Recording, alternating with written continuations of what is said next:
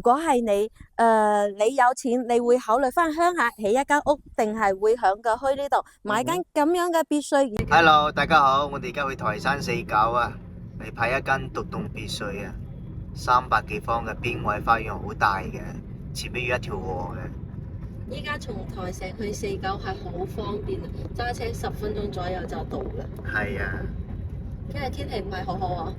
係啊，呢間呢性價比仲算可以嘅。好過自己喺屋企起間屋啦，係嘛？咁係差唔多啦，佢又係小區。嗱，我哋準備到啦，紅綠燈嘅左手邊啦。哇，你係？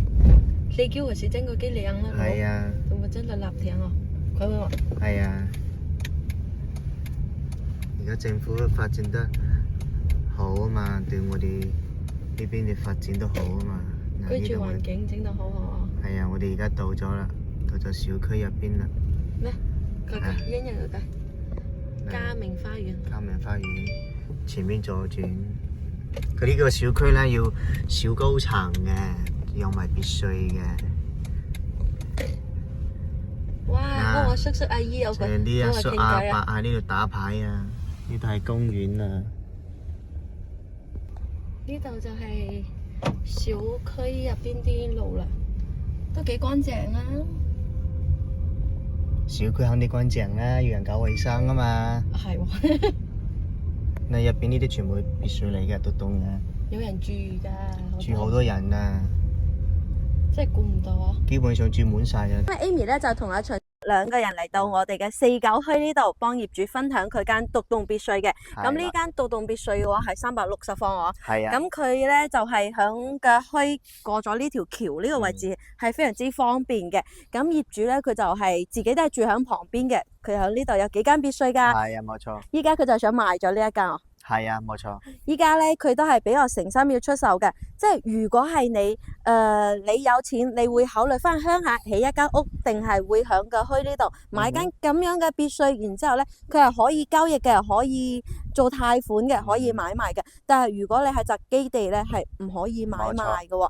所以咧，每個人嘅需求都唔一樣嘅。呢一啲咧就係商品房嚟嘅，可以交易嘅。今日咧我哋就睇下呢一間別墅佢究竟有咩料到。係陳生。Hello， 大家好。嗱，我哋而家咧就喺別墅嘅門口嘅門前嘅，咁啊位置比較好嘅，而且前邊咧係條河嚟嘅。有人話咧就係前面有河咧，就比較係水為財嘅，所以咧佢呢個位置相對嚟講咧就係比較旺財嘅，而且咧佢喺呢個係邊位嚟嘅，睇到嘛？個邊位嘅空間嘅花園隱私度係比較高嘅，所以咧一般嚟講住邊位嘅別墅咧就會比較舒服啲。嗱，呢個係大門口啦。嗱，佢門口仲有好多位泊車，我唔使用自己嘅花園泊車。係啊，佢呢間係毛坯嘅，睇到未啊？呢邊咧就係佢自己嘅係花園嘅，圍欄嗰邊咧係人哋噶啦。你呢個位置咧可以自己打造一個自己嘅私密空間啦，停車啊，仲有其他都可以嘅。我哋呢邊咧就係我一個花園嚟嘅，所以咧兩邊花園都比較舒服，係咪？門口又夠大啦。你呢個位置咧，好似你而家做咗個涼亭嘅。有時咧放假平時翻屋企休閒嘅時候咧，都可以約上3、5知己女飲下茶啊，傾下偈啊，都比較舒服嘅。嗱，呢邊咧就係一個廚房嚟噶啦，佢呢度啦。哦，廚房係咁樣噶。係啦，冇錯，我哋可以入嚟睇睇啦。佢呢間屋咧就係360幾方嘅，個花園都差唔多要300方嘅接近。嗱，佢呢度嘅層高咧都比較高嘅，3米幾，差唔多4米嘅。哦，哇，米樓送沙喎。係啊，送沙。你睇到未啊？我哋入咗嚟呢個係飯廳嚟嘅，你睇到嘛？飯廳都好大嘅。哇，真係好大啊！擺2個人都得。所以咧一般嚟講住別墅嘅人咧，你係廳大啊，飯廳大，住得先舒服啊嘛，通透啊嘛。嗱，呢個咧就係佢嘅客廳啦。嗱，2個大嘅玻璃，採光係比較通透嘅。呢邊咧佢係預式嘅喎。係啊。嗱，我呢度咧仲有一個地下室嘅，睇到未啊？嗱。下邊又一層嘅，等於有4層嘅。有啲人中意飲下酒啊，有啲珍藏咪放喺呢下邊啦，酒窖啦比較好啦。呢個係等於廁所啦。哇，黑掹掹嘅地下室喎。係啊，因為佢毛坯交付啊嘛，乜都冇啊嘛。嗱，我哋上2樓啊。我覺得佢咁樣整個樓梯咧，咁比較好睇。比較好睇。有啲人咧，呢個戶型咧，佢中意咧就係下邊呢一級打平咗，即係廳同埋個飯廳係打平咗，得冇高一級嘅，哦，係冚到通鋪嘅。呢個都係一樓嘅一個房間嘅。嗱，呢度到時有個背景牆啦，封咗佢啦，電視櫃啦放呢邊啦，電視啦。呢個係個房間啊嘛，個房間係比較大嘅。嗯，係啊。嗱，我哋上二樓睇睇。二樓呢度咧都有個採光嘅依個玻璃。我第一次過嚟個咩啊四九四九啊。四九拍。嗱，呢邊咧就係一個客房啦。呢個客房都比較大嘅，睇到嘛？大兩個玻璃都好大啊，採光非常之通透。好似我哋今日嚟睇個天氣啊，比較陰天啦。係啊，係啊，我兩面採採光就會好好啊。而且個邊位睇到嘛？前面個河條河啊，鳥語花香。嗱，呢個就係個主人房啦，主套卧啦。哇，呢個好大嘅。嗱，我哋可以感受一下個空鏡。係做一個超大嘅衣帽間啊！呢邊係洗手間。係啊，呢度仲可以做哦，埋個呢邊都書房。係。哦，係啊，可以呢度做紙帽當衝出去咧，仲係一個陽台嚟嘅，二樓嘅陽台，睇下呢個陽七台。字形嘅陽台。你睇下個景觀，前面有條河嚟嘅，呢度係邊位，所以隱私度係比較好。可以喺自己屋企出去門口釣魚啊！得㗎，完全可以冇問題嘅啫。啊，住別墅啊，最主要一個環境啊嘛，同埋個空氣啊嘛。嗱，我哋上3樓睇睇。即係佢係等於地面上3層，地下1層。係啊，等於要4層嘅面積。嗯。嗱，呢個3樓啦。3樓呢個位置咧，左手右手各兩個房間。呢個房間同2樓一樣啦，小心啲。啊，呢個長高等咪好高嘅。係啊，佢係呢啲咁樣有造型嘅，所以嘅頂樓特別高，就冇咁熱哦。係啊，而且夏天冇咁熱。兩個房間都係一樣。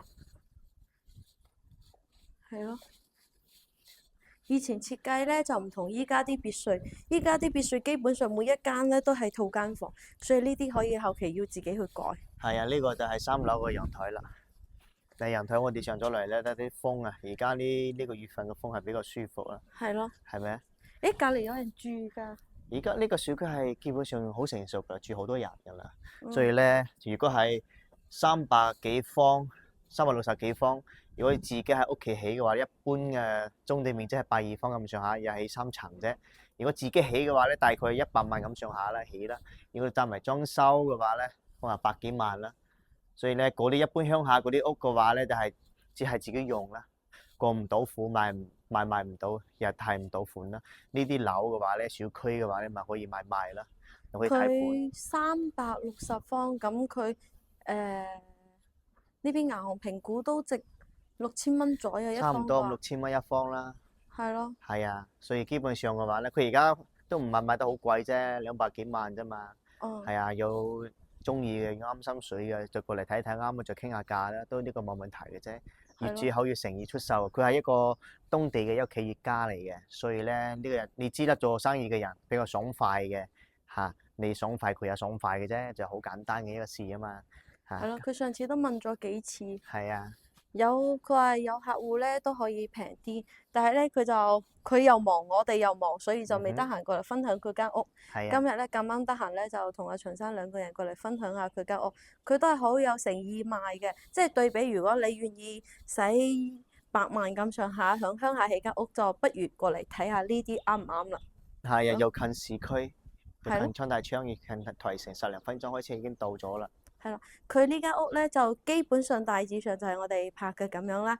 佢就係一間獨棟別墅嚟嘅，364平方，然之後地面上3層，地下咧就有負1層嘅。咁基本上就係呢個情況啦。咁佢嘅地段配套都係好成熟啦。咁有興趣嘅朋友咧就可以聯繫我同阿秦生啦。好啦，咁我哋下期再見啦，拜拜拜。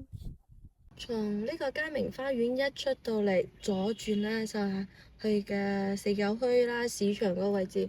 咁從呢一邊右轉咧就去台城啦。對面我哋見到嗰個咧就係農商銀行，每個鄉鎮都有農商銀行嘅。其實佢呢個小區去台城其實比較方便。依家從呢度左轉過去就睇下四九墟啦。佢嘅墟鎮呢度咧就做過翻新啦。你睇下呢度啲樓喎，呢啲舊樓，全部咁樣油過個外牆，同埋地面上咧，全部係整咗嗰啲瀝青啊，所以嚟到呢度，依家啲鄉鎮咧，佢啲路咧全部都好好行，同埋望落去係比較舒服嘅。就咁樣睇過嚟，又開揚，然之後咧，我係經常嚟呢個主龍珠呢度飲奶茶嘅，我嚟過幾次啦。啊，你中意嚟四九呢度飲呢啲奶你估都茶？估唔到啊！我從台城揸架車嚟四九。係正常啦，台山人中意飲食啊嘛。係啊，你睇下呢度整到幾好。係好企理啊。哇！佢兩間農商銀行，我呢一邊有農商銀行，係啊。證明佢呢個鎮咧，其實佢比較旺。比較旺，同埋佢收入都唔低喎。係都有證。有郵政。我記得以前喺前面有一間食雲吞嘅，好好食嘅，佢啲皮係好薄嘅。響台城我去得最多嘅咧，其實就係水埗同埋四九啦。呢啲外牆全部都翻新過，好好啊！下晝嚟呢一度咧，佢平時左右手邊就有嗰啲咩爐底池啊啲賣，成條街咧整到好企理咯，依家唔會話好似以前咁樣行過嚟又驚踩到啲咩，又驚有人偷嘢啊，唔係咁樣噶啦。呢度咧就係四九鎮歷史文化街，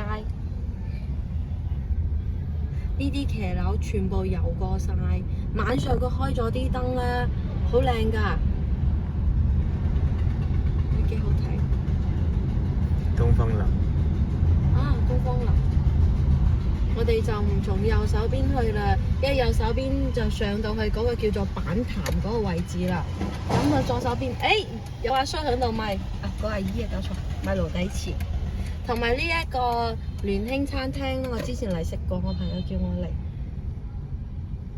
呢度啲原居民咧，佢哋生活節奏都幾慢嘅，然之後都幾好嘅。佢哋唔需要去好遠嘅地方做嘢哦，因為佢哋呢度有廠。呢度又唔知做咩啦。從呢度直去就去50啦。呢條河我要重點介紹下。我試過晚上8點幾鐘嚟，呢度成排咧有幾十個人喺呢度釣魚。